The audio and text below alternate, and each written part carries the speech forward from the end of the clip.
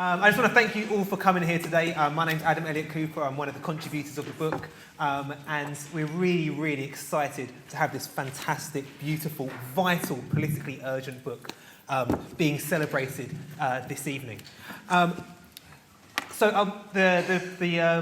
Today's schedule is going to be a few words from myself, and then Rennie and Layla are going to be having a conversation about what it's like to be in Race Today and what the legacies are of Race Today. And we're also, of course, going to be joined by Diane when she finishes helping us sort out the constitutional crisis that will hopefully resolve itself before the end of the afternoon. So when I first found out that we were going to have one of the launches of this book in Parliament, I thought, that's an interesting choice of venue, I thought. But then when I thought about the content of the book, and particularly the gentleman on the front of it, and how he rose to prominence, and particularly how he became a household name in Britain, it wasn't simply through his organising on the streets or in community centres and protests. It was also in places like this. It wasn't quite the House of Parliament, but it was the Old Bailey. And bringing anti-racism and anti-colonialism to those kinds of institutions of power is one of the things that I think made the Race Today Collective such an important organisation. And so I'm glad that we're here today in the House of Parliament, hopefully in some ways doing testimony to those same kind of anti-racist speeches and anti-colonial arguments that were put forward in similar places of power and places of influence many decades ago. So my contributions in the book are a kind of an introduction to the section on justice campaigns, but I guess a more substantial intervention through thinking about the legacies of Race Today. And I guess I've been thinking about more and more, as much as I can, about what it is that I've learned from sitting in stuffy archives, carefully leafing through old copies of Race Today, whether it be in the Institute of Race Relations or elsewhere. And one of the things that always strikes me is the ways in which empire was central to their thinking of anti-racism. The ways in which the legacies of the British Empire were central to their understanding of the struggles that are taking place here in Britain today. The ways in which they called for solidarity against the invasions of Grenada, or calls of solidarity of the peoples of southern Africa and other parts of the African continent. The ways in which they build links of solidarity with trade unions in the Indian subcontinent and parts of Central America. These were such important struggles. And I thought about today in particular because I've come straight from running a workshop on empire and policing outside the arms fair in the Excel Centre in East London, where British arms companies are selling weapons to the Saudi regime currently bombing Yemen, to Israel currently arming itself against the Palestinian people, to many other former British colonies and parts of the global south, where Britain continues to play an imperial role. And I think I helped to understand that the relationship between running those kinds of workshops and seeing what's happening at those arms fairs in the east of London has with the militarisation of our police and the everyday interactions and experiences of racism that we have within our communities, and understanding those two things are intrinsically linked, and bringing those conversations back down to earth so it doesn't feel like something abstract, so it doesn't feel like something that happens on the periphery, but it's something that is deeply connected to our everyday interactions with the militarism and the policing that takes place within our communities. But things, of course, are very, very different today in comparison with the 1960s, 70s and 80s when the Race Today Collective were in operation. The Race Today Collective resisted raids on places like the Mangrove, black community centres and youth clubs, of course. Whereas today, rather than police simply raiding youth clubs, we have a government which continues to just shuts them down. We have campaigns within the Race Today against this, the criminalisation of black people, whether it be the moral panics around mugging or immigration and those types of things. And today, I think, we see echoes of that a great deal. Right? Whereas, although we might not see mugging covering the headlines of the Evening Standard, we certainly see comparable moral panics around the gang and the gangster, and about this being the new racial crisis for which Middle England should be most concerned. And I think learning from Race Today and the ways in which crime and racism are so intrinsically linked to the power of government and the ways in which they use racism and crime to divert the attention from the crisis of capitalism and the crisis of the state, I think is fundamentally important for understanding our contemporary moment. And so leafing back through the pages of this important anthology, I think isn't simply a historical document, but it's also a pathway to understanding how we can try to challenge the problems that we face in the present. I guess finally, I wanted to say that the other thing that's different, and maybe we can learn from when it comes to understanding Race Today, is that, of course, Race Today didn't act on its own. Race Today was part of a movement. It was part of an important black political movement in this country. And I think that given the current constitutional crisis, given the current crisis in capitalism, given the ways in which our borders are being policed and deportations are being mobilised, seeing the ways in which race is being mobilised by the sitting governments in order to criminalise and alienate and scandalise a whole range of migrant communities. Understanding that having this kind of literature being part of a wider movement, whether it be our youth centres and our youth institutions, be it our cultural institutions or our places of worship, be it our political organisations that do organise protests, or our legal campaigns that organise defence of people facing deportation or accusations of being involved in a gang or a terrorist cell or whichever other racial category of crime is the flavour of the month. Understanding that all of these campaigns and struggles and organising spaces need to be part of a wider black movement is probably the greatest and most important legacy that I've learnt through flicking through the pages of Race Today. And I want us to perhaps hold that in our minds as we think about not simply what's written and what's recorded within the really important journalistic interventions made both by members of the Race Today Collective and those who are inspired by it, but also the ways in which that became the kind of intellectual and social fuel for movements, and the intellectual and social fuel for our black institutions and our cultural centres, and all those other things that desperately need rebuilding, desperately need galvanising, and desperately require links of solidarity both with each other and with wider society as well. So really for me, this is a huge celebration. It's a celebration of a moment in time, which Adam has talked about. And it's a celebration of a history which Angela Davis, when she spoke at the Festival Hall, described as the black radical tradition. A tradition which I think sometimes when we're talking about blackness and what black people should or shouldn't do, we forget. There was and there is a black radical tradition in Britain today, and Race Today was at the forefront of that tradition. We were part of the struggle of former colonial peoples for equality and justice in Britain. The vision was Darcus, make no mistake about it. We're happy with the collective, but the vision was Darcus's.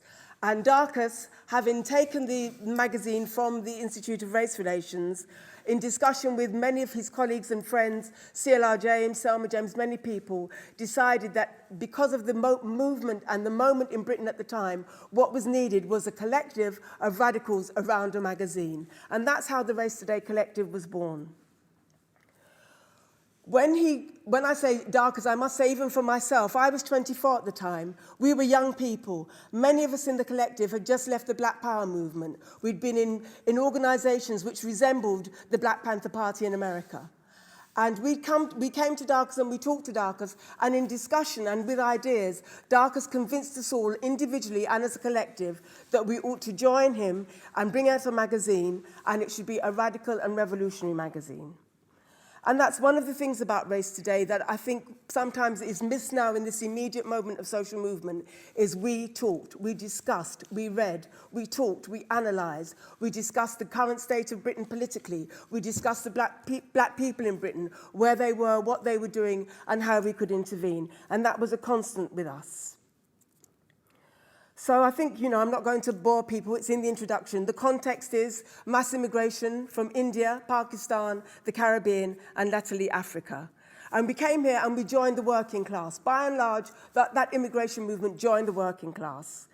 And we were people who had moved from those countries, and when we got here, faced with the hostility, the discrimination and the racism, it was something which we were not prepared to put up with, partly because of our own anti-colonial struggles in the countries in which we'd been, and partly because at that stage, and particularly with the rise of black power in America, it was very difficult to tell black people that they weren't absolutely equal to white people. And that's the moment in which Race Today was born. The collective, built by Darcus was really clear that we had to be based within a black community, and so we squatted in Brixton. And in all, we squatted 3 properties. At that time, there was a very vibrant squatting movement in Brixton, a black squatting movement in Brixton, because the council had left the place derelict due to some big motorway that was going to be built, and then decided they weren't going to build it, but they'd already evicted half the people. So the houses were empty. So we just knocked down doors, changed the lock, and we moved in. So Race Today first spotted in 74 Shakespeare Road, and then in 165 Railton Road. Because most of us were from the Black Power movement of the 60s, most members of the collective had been in organisations in Britain, as I say, that were based on the Black Power movement in the 60s. We had already kind of dealt with a lot of stuff about equality and our power and what we needed to do, and we believed we were powerful. Our youngest member, Jean, who's here today, I think she was 18. I was 24. The oldest member in the collective was 28. So we were young people, and as Darcus would have said, we were hot to trot. We believed in ourselves, we had confidence in ourselves, and we were ready to take on all comers. It never dawned on us for a minute that anything we wanted to do, we shouldn't do. And it's really difficult now to convey some 40 years later, that moment in history when you really do feel you are in control of your destiny. I think that in this book, and what I hope this book will do, there is no way anyone can repeat what happened in Race Today. Absolutely not. The political times are different. The whole technology is different. The way people interact and have social relations with people are different. But what Race Today did in bringing together young people from Africa, the Caribbean, and India, and myself, who was born here, what we did is we were able to have a kind of community of purpose that really cut across those barriers of what now would be considered racial differences. We all had a common purpose. And as I say, we were young, we were interested, and we wanted to do what had to be done. And we wanted to support the movement that existed, and Adam is quite right. The community at that time was on the move. They wanted change, and they were not prepared to put up with what they had to put up. So we just saw ourselves as a vehicle for that movement and a vehicle for social change. Another reason why Race Today can't be repeated, of course, is the wonderful influence of C.L.R. James, of people like Walter Rodney, Maurice Bishop. Gus is here today. Gus was one of the founding people who contributed to the journal. People who had an ideology, maybe not always the same ideology as us, but people who wanted change. And so that kind of group of people, that group of senior intellectual people, somebody like Walter Rodney, who had studied, who had worked out the relationship of imperialism and Africa, and came out with the famous book of How Europe Underdeveloped Africa, which became like a Bible for some of us. That was an academic study which went into fine detail of the exploitation of Africa and how Britain had benefited. So we had that wealth of experience. And C.L.R., of course, who I think many of you will be aware of, his whole literature, his whole approach to politics. Eventually, when C.L.R. came to live with us, I mean, it was gold to us to go upstairs and talk to C.L.R. He didn't always want to talk about politics. He wanted a glass of wine or a drop of brandy, but that didn't matter. For us, we felt that we had built an institution that was a black institution that really meant something and was important to people. One of our other guiding figures and one of the people who supported Darcus a lot in the early days of Race Today was John LaRose. And John, who had an analysis about Britain and where Britain was, and particularly about who'd been active in the anti-colonial struggles in Trinidad, was also crucial in understanding what we should and what we shouldn't do. So what I'm going to read now is from Darcus, a mission, which is in the book. And he talks about why Race Today. And he talks about that the big national organisation of black people before Race Today was the Campaign Against Racial Discrimination. And he says, after that period, there emerged a lot of small black power groups all over the country. And I want to extract one experience from that. We talked a lot, but we didn't have a measure of political direction and historical understanding. That's our history in fighting back organisationally. Bradford Black and Race Today, in approaching political organisation, have those extractions as central to our mind. The black working class, insofar as Bradford Black and the Race Today Collective are concerned, will always be in charge. If you're a black professional, you could join and you could do a lot of things, but you are going to be under the leadership of the working class or leave it alone. We are not going to make that mistake again. What did we do? Darcus said we have to bring out a newspaper. It wasn't a popular newspaper. We weren't vying to be on the high street and compete with other magazines. It was a political journal. It was a journal aimed at clarifying political thought. It was a journal aimed at activism. It was a journal that had to be international, that had to let black people in Britain know about the international struggles, as well as record, recognise and intervene in the struggles here. And when I say we brought out a newspaper, I want you to know it was literally a manual process. It was typing on a typewriter by Jean at the back there. It was when we had a correction in a page, cutting with a pair of scissors the correct spelling and pasting it on a piece of paper. And that's, first of all, how we brought out the journal, an absolute, complete and total manual process. We did our own production and we did our own distribution. So some members of the collective were assigned to production and some members of the collective were assigned to distribution. And Darcus in his wisdom decided I should be a proofreader. And of course I can tell you that on a regular basis, when he would get the magazine straight from the printer, he would say, "Who the F read this page?" And of course it would be me. But it was joy for us, it was fun, it was people on the move. The other thing that we did was our political campaigns. And this is where Ian, Gareth and Gus and other people come in. At that stage in Britain, the police had open season on black youth in Britain, black men and black women. The cases are just legend. I was just flicking through and trying to remember. The Harlesden Six young black women who went to a party, got beaten up by the police. Ian defended them. And when they came to court, the police tried to imply that they were in fact ladies of the night.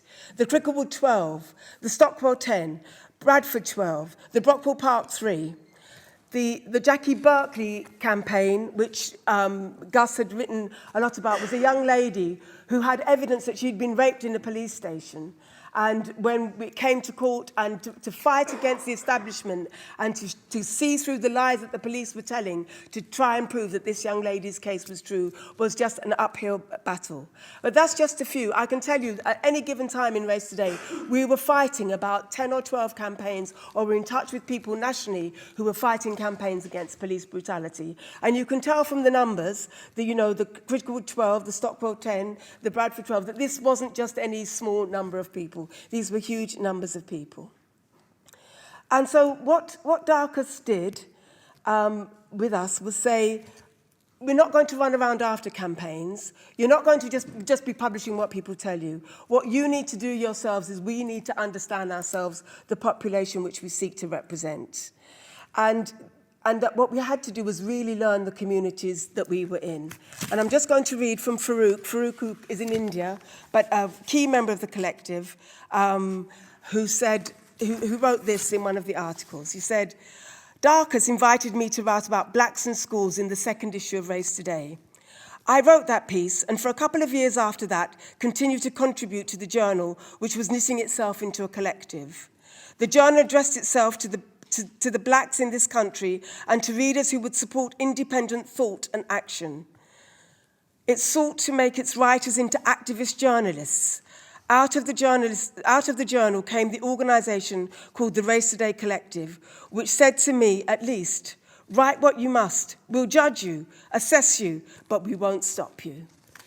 And that, again, is something to do with the politics of our time, in that we had people who we didn't necessarily agree with writing the journal, but what we believed was that the debate was vital for the black community at that time, that we had to discuss, we had to have combat, we had to have discussion. There was nothing, I think, which is very common now, that if you disagree with someone, you don't offer them a platform. If you disagree with someone, you don't want to hear them. That wasn't how we were. It was a much more open, let's have a discourse, let's have a discussion. And so in order for us to really understand what we were doing, Darcus made us all read Karl Marx, and we had to read Karl Marx, The Workers' Inquiry. Now, this tome by Karl Marx basically says, these are 100 questions you should ask any worker if you are to really understand their conditions and how they live. And so, of course, you know, I'm 24, Jean's, you know, we're reading it. I'm not saying, you know, we've totally grasped it. But what we actually understood was that don't go and speak to somebody on a superficial level. Don't just say, oh, so, you know, the police has beaten you up there. Find out who they are. Find out where they work. Find out who their family are. Find out what their preoccupations is. Find out when they came here. Find out what they want to do. Have a discussion. Actually understand the community in which we are based. And Race Today did that, I must say, for the Asian and West Indian community that we were part of. I think I just want to say just two things that we did, just to give you an example of that. We got a telephone call one day, and it was from Asians in the East End. And the man on the telephone said, we understand you help black people. We've got a problem down here with housing. And so the collective met, and we said to Farouk, well, you know, you're Indian, you know, get down to East London. And he went with Marla, who was a member of the collective. And they went down to the East End, and I have to tell you, we spent nearly 3 years in the East End. And I want to give you that as an approach. It wasn't go down to the East End, find out what's happening, run a campaign, do some publicity, off you go. We spent almost 3 years in the East End working with the Bengali community down there in their struggle for decent housing. In the end, they were successful. In the end, it was the largest squatting movement that got rehoused by then the GLC, and all their demands were met. But along the way, we had campaigns, we had demonstrations. The Women in Race Today, because it was a Muslim community, we were very conscious that when we went to many of the meetings, that only men would be present. And we said, well, no, that's not really acceptable. We need some women. And so we put that, and the men said yes, and they spoke, and the women came. And we decided we would pick at the town hall. And one of my most vivid memories is when we got to the town hall, these women who had never been on a demonstration in their life, they said, what do we do now? And we said, well, we demonstrate, and we had our placards and everything.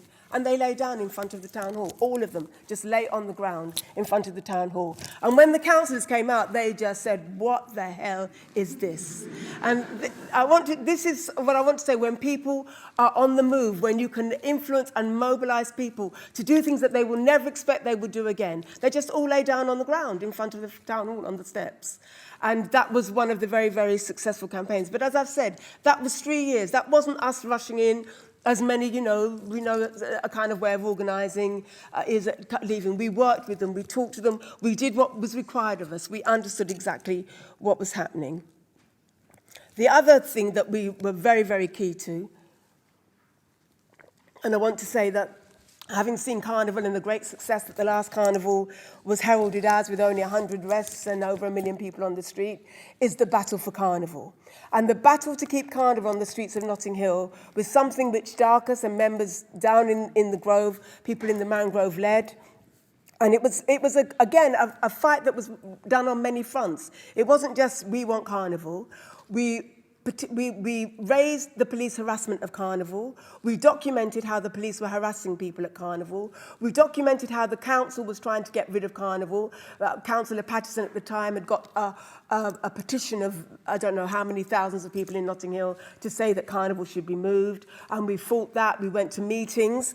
But the other thing we did is that we brought out our own Carnival band. So again, not outsiders. We then participated ourselves in Carnival. I see that in the introduction it's got that we won Band of the Year. Una, Darcus's first wife, was our designer. And all our themes are revolutionary. Of course, Forces of Victory to represent Mozambique, Angola and Guinea-Bissau. Zapata for the Mexican Revolution. So even within Carnival, our revolutionary theme, our thread was there. But instead of just being campaigners for the right of Carnival, we participated and helped develop Carnival into the form that it is now and the huge success that it is now. I've talked about our police campaigns. I have to say Darcus himself was arrested 6 times, and we've said 6 times framed, 6 times freed. And we had to fight. I mean, we moved to Brixton, but we fought for our right to stay in Brixton, in having a physical presence in Brixton and making sure that the bad men who thought we were social workers, that wasn't going to be the case.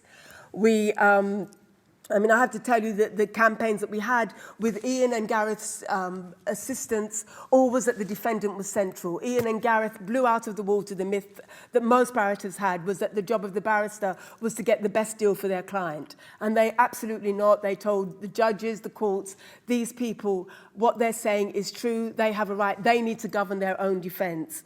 And on one of Darcus's cases where he was bailed not to come to Brixton at all. His bail conditions were he should not set foot within a mile radius of Brixton.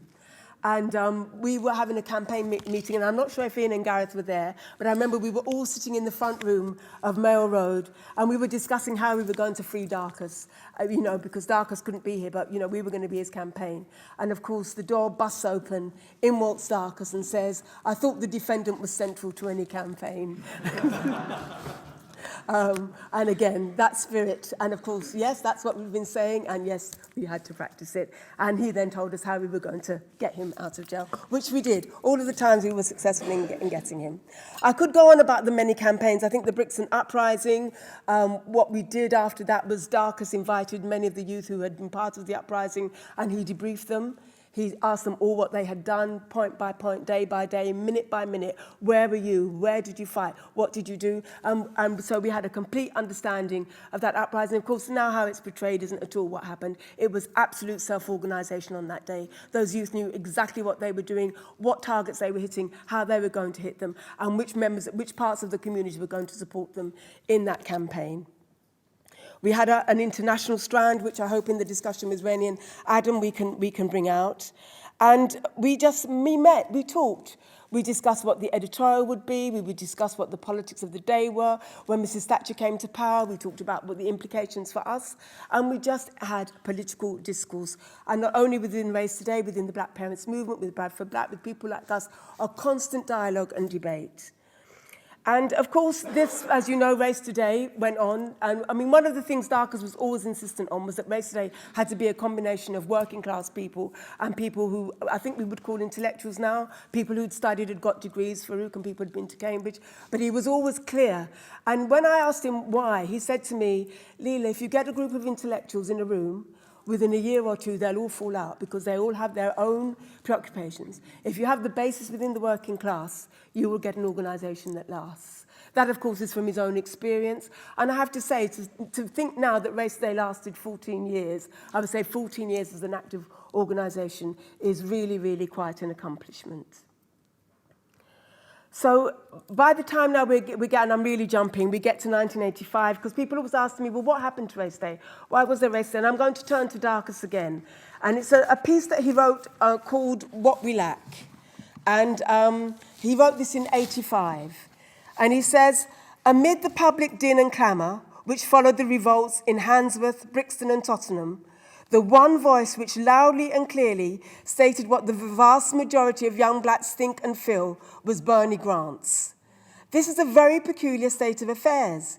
Young blacks who led and participated in the revolt are in the main under 25. They're not members of the Labour Party and hardly vote for it. Yet Bernie, well-intentioned we are sure, is close to 50 and leader of Haringey Council in his capacity as a Labour councillor.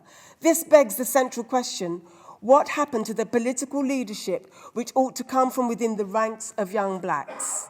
It is necessary to go back in time. In the late 60s, we witnessed the first organised black movement in Britain. The major issue then, as it is now, was the excesses of the British police. Organisations were formed in almost every black community in this country. Newsletters, newspapers were published. Demonstrations were held and roving bookshops were started. We engaged in political education classes, spoke on platforms, organised ourselves, formed and developed international contacts and held conferences. The list is long.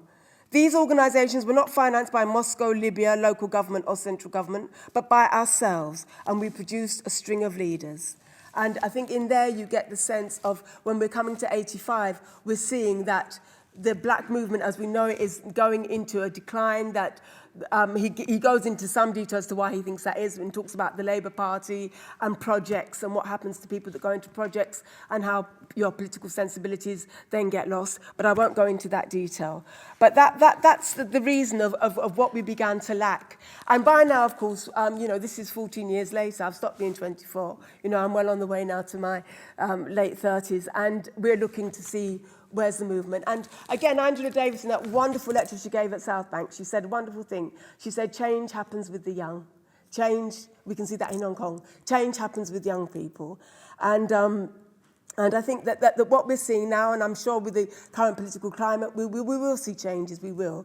But that was beginning of the decline of our movement and of what we did. The collective now, most of us, I think, are grandparents or on the way to being grandparents. We look back on this period, and this book is important to all of us. So really, thank you, Pluto. Thank you, Robin Poole. Thank you, Margaret. Thank you to the Darcus Howe Legacy Group, which is, as part of its insistence that we continue Darcus's work and make sure what Darcus did goes to a wider audience, decided that we would publish an anthology of Race Today. I just want to say it's a bit ironic. 10 years ago, Darcus said to me, you know, we need to make an intervention and we need to bring out an anthology of Race Today. And I want to say we approached Pluto and we approached Verso, and both of them turned us down. A decade later, in honouring his memory, we're now able to publish his very, very important book. Thank you so much for listening to me.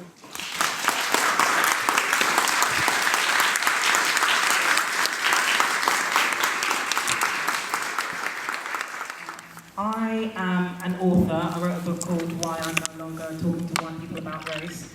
And I think if I've accepted the invitation to be on this panel today, but I think if I hadn't, I'd probably just be in the audience with all of you. I've got a lot of questions. And so I'm going to speak, I think, less about my own work and essentially ask questions, I think, of both of you. Layla, I think it'd be really interesting, actually, to pick up on the end of what you just said there in terms of the inklings of what led to today's anthology. Can you tell us a little bit about the thinking that led to sort of essentially bringing together the anthology? Okay, sure.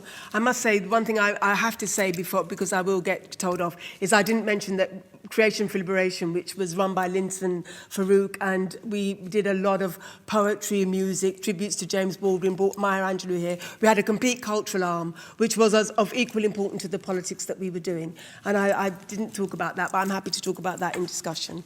So what led to the anthology? Yeah. Okay. Why now? Okay, so really Darcus's death, nearly 2.5 years ago. A group of us who are part of the Legacy Group, we began to meet and we started to talk about Darcus's legacy and trying to ensure that Darcus's legacy in particular isn't forgotten. Darcus himself would say, and I think many people would say, that his greatest achievement was the Race Today and the Race Today Collective. I mean, we know the other things that he did.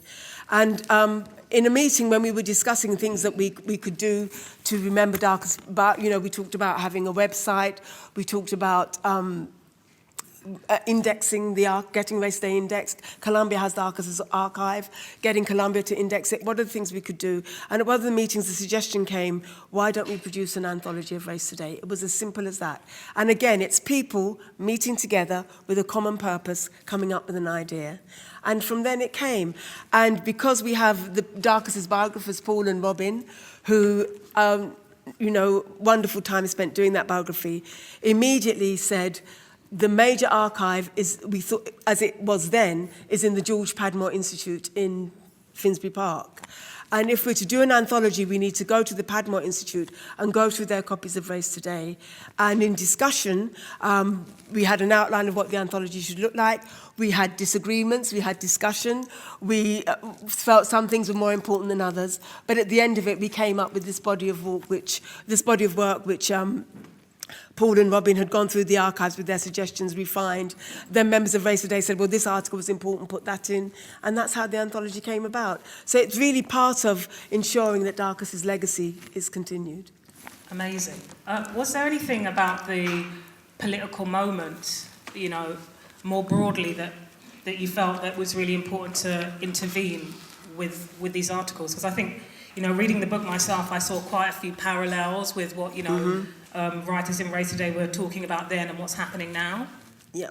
So I think, yes, certainly I think when we talk, the headings for the chapters are basically kind of the major things that Race Today did. You know, working with Asian workers, our cultural arm, in Creation for Liberation, the police struggles, where we've reprinted Gareth and Ian. So it kind of fell into what Race Today's preoccupations were at the time. Because if you go through the journal, you will see certain themes that are repeated over and over again. But of course, given what's gone on, particularly in the article that Deirdre and I have written about black women's involvement in the whole deaths in custody and the struggles against the police and what's going on with the police force, most definitely we felt this is a tool for people to be able to see, this is how we did it. We don't expect you to repeat it, but you might be able to learn something from it. And the thing about Race Day is that we were successful. You know, it wasn't that we didn't know until the very end. Never knew what success looked like. You know, we were always on the victory march, really. We didn't win all our cases, but in the way we mobilised, we felt that had been successful. How did you get involved, Adam? So I wrote a review of Darkest's biography, and then got in touch with Robin and Paul in that way. And I guess through my own political work and my own academic work, I'd always been interested in like the radical black history of Britain. And I think too often people of our generation look back at radical black history and don't look back to Britain and its colonies. Or if they do look back to Britain and its colonies, it's a very, very old colony, the United States. And so I think stumbling across, going through the archives and coming across leaflets from the Asian Youth Movement or pamphlets from Blacks Against State Harassment, and then finding this magazine and being like, oh, what's this? I was like, wow, this is a phenomenal resource. It's not online anywhere. I can't find it. I can't tell people that I want to read it unless they're going to make an appointment down at the archives. When I start to teach, I can't tell my students, right, this is going to go on the reading list. And so it was really frustrating that there was this enormous resource that wasn't as accessible as it needed to be, that felt so urgent and felt so important. And so when this opportunity arose, I was really, really excited to become involved, because I think that it's really something that our generation need. Yeah, I sort of was struck while reading it. I was like, I could have really done with this when I was writing my book, you know.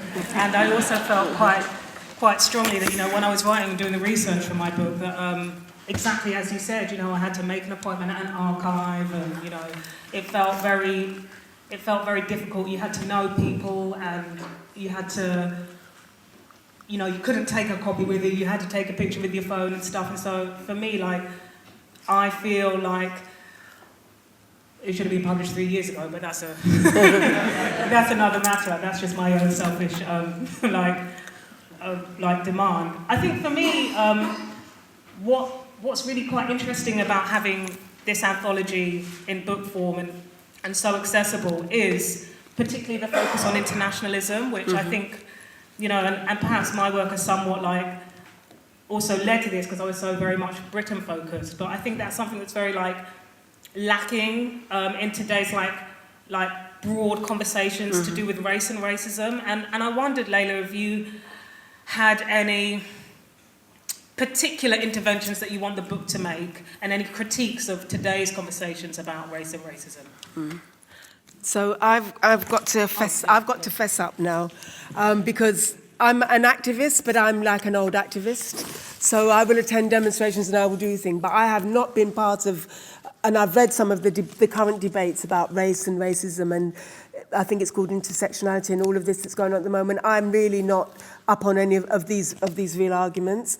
I think the point you make about internationalism, though, is really well made, because I think at that time we know, in the Caribbean in particular, and also India and Pakistan, that there were movements for change in the Caribbean. But I think that there are probably movements for change in the Caribbean right now. But that because they're not visible to us and because of how we view things, we're just not aware of them. I must say that Race Today sent me to Guyana and sent me to Antigua to go and meet people who were active in politics. Just said, go and meet these people, go and talk to them.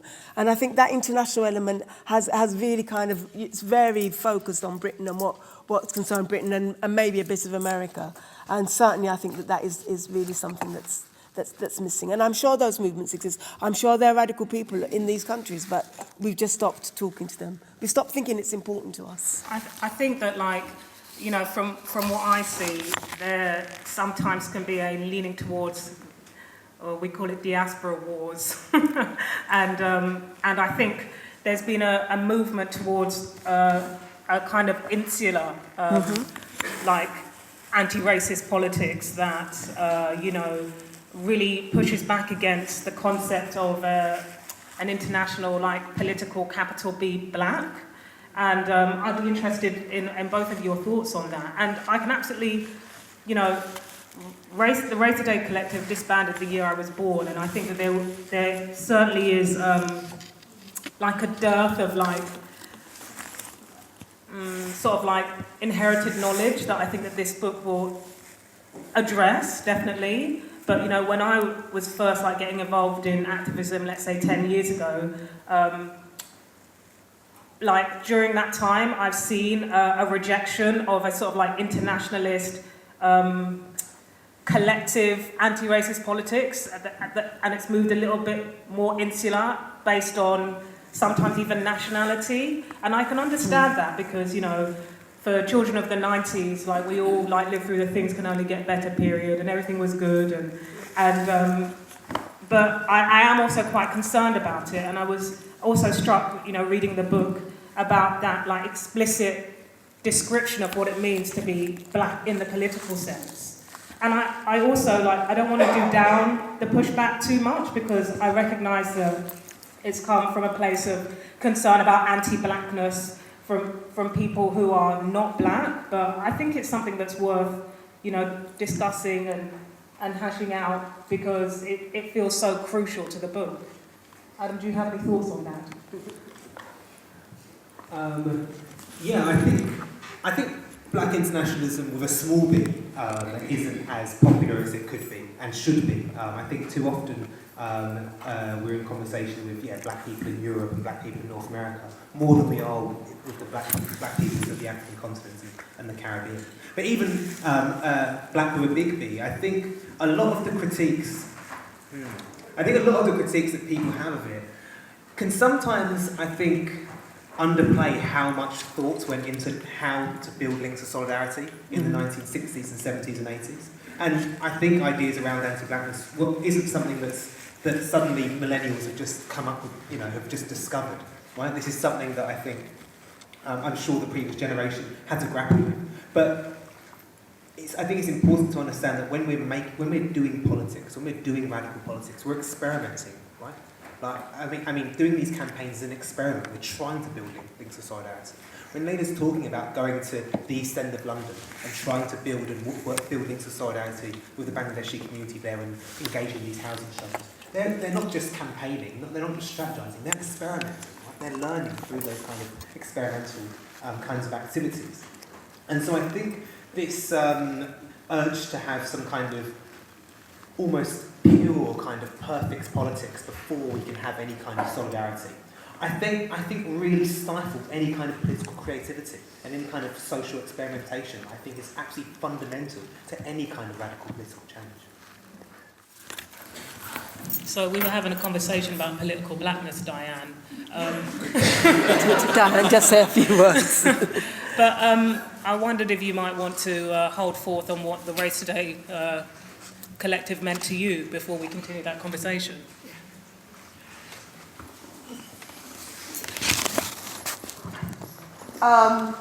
Good evening. Good evening. I apologise for being late. We had a slightly tricky, busy this week.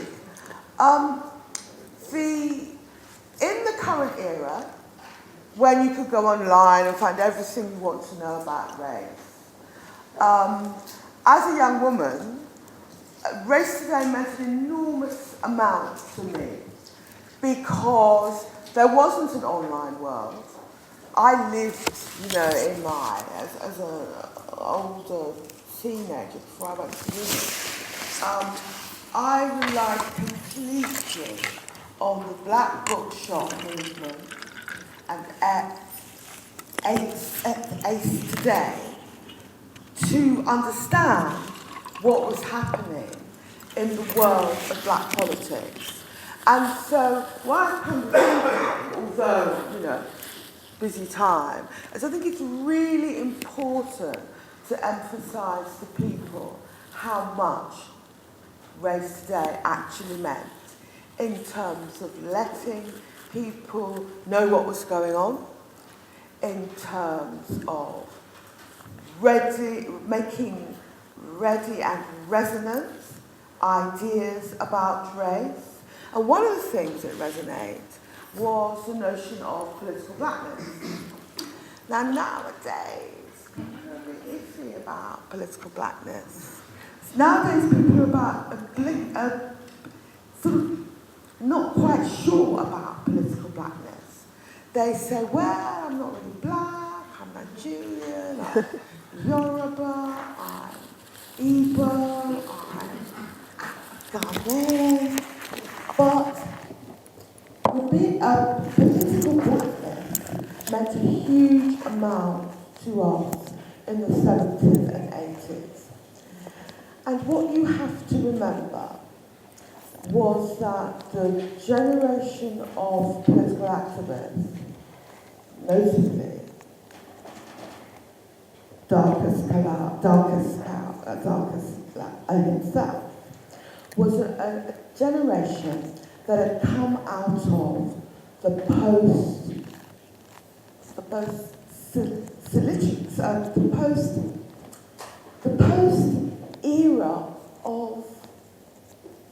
post-era of British colonialism. And the point about political blackness was it was based on the notion that whatever your political, cultural identity, be it Yoruba, be it Igbo, be it Ghanaian, be it South Asian, be whatever it was, what you had was a unified experience of having experienced British colonialism. And that is what brought people together.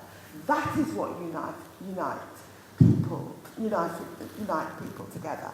And that is what was the basis of political blackness. Now, when people are 2 or 3 generations away from British colonialism, you say, well, why would I want to take this unified agreement? But it meant an awful lot to us in the 70s and 80s. And I think, personally, that we were stronger when we believed in the notion of political blackness. It made it harder to unify us and split us. And I think we could do worse than revisit some of the understanding that we got from the blackness, the notion of political blackness in the heyday of Race Today. I mean, sometimes you move on and you leave things behind, but I don't think we've necessarily left behind the lessons that we learned in that era of political blackness. And as I say, it was based in the era of post-colonialism. And many of the most, some of the most important figures that talked about political blackness in that era had met people from all of the British colonies as students in Britain in the 70s and 80s. And that's not the experience now, but it was the post-war experience. So I suppose I'm saying it's old-fashioned, but I believe in black people believing in political blackness. And I want to say how much Race Today meant to me and how much It taught me about politics, and I'm very glad to be here tonight. Thank you very much. Thank you, Diane. I did, before you came, I said about Darcus's friendship with you and that it was very apt that we should have it here today. And, you're hosting this event for, so thank you very much indeed. I think you're right in terms of the anti-colonial, but I think also the workforce that came here at that time, the racism and discrimination they faced also caused the unity amongst Asians, West Indians, Africans because of the conditions they faced, which were the same conditions regardless of whether they were from Africa or from India. It was, you are an immigrant, no wages, discrimination, no housing at all. Yeah. What I wanted to say was really to reaffirm the thing which Robin said about Darcus's intellectualism, that it was a politics of ideas. That's why you could campaign with people on the Irish struggle and campaign around the struggle in Africa, because it was based on ideas. And I would just say two things. One of the things that was distinct about him as a thinker was that the framework of Darcus's ideas was always class. Now, it's not so fashionable now to talk about class as such, but what made the distinctiveness of his family, of his thinking, was it was placed in the framework of class. And why it was placed in the framework of class is a lot of people that write and talk about race today, literally race today, do not know or remember that the racial politics specifically of the Caribbean was about anti-colonialism, and the driving force of the racial politics of the Caribbean was a trade union movement. Every single island in the Caribbean, the trade unions, in particular the sugar unions, were the driving force of it. And people now talking about race forget that. But somebody like Darcus would have come up through, and John LaRose and that whole era would have come up through a politics where the sugar unions were at the forefront. It is no coincidence at all that Michael Manley, who people understand to be a prominent Caribbean politician, he had to become an organiser in a sugar union in Jamaica to come through as a Jamaican politician. And if you want to understand black politics, and if you want to understand Darcus's era, you have to understand that it takes place in a framework of Caribbean politics and of class politics. And that is what makes the link between the black politics of Darcus's era and Ireland and other issues. You cannot, if you try and detach black politics from the politics of class, you can't understand it properly. Mm-hmm.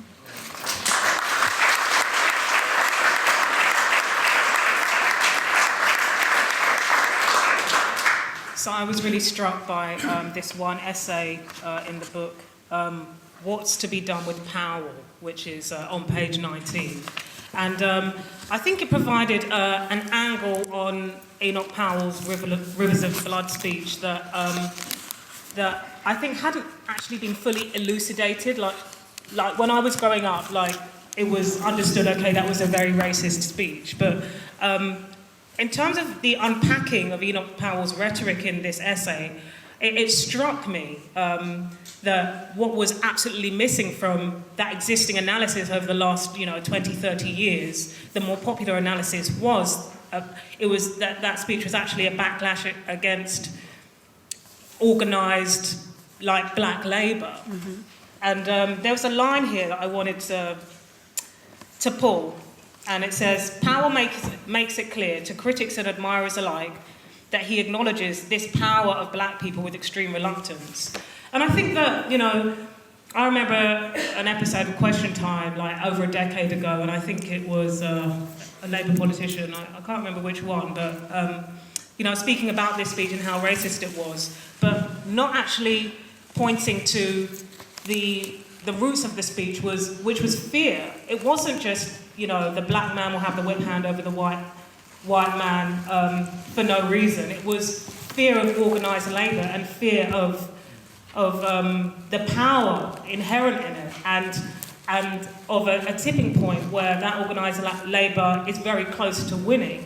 And I think that that's something that, you know, in this moment, this current moment, you know, when people are talking about, you know, culture wars and stuff, I think that you can actually contextualise that backlash, the backlash that always happens, you know, when we're close to winning, to a fear of our power. And so I was very grateful, you know, to read that essay, and I think that it helped me understand and like refashion like my concern about that backlash as actually an affirmation of how powerful anti-racist politics can be.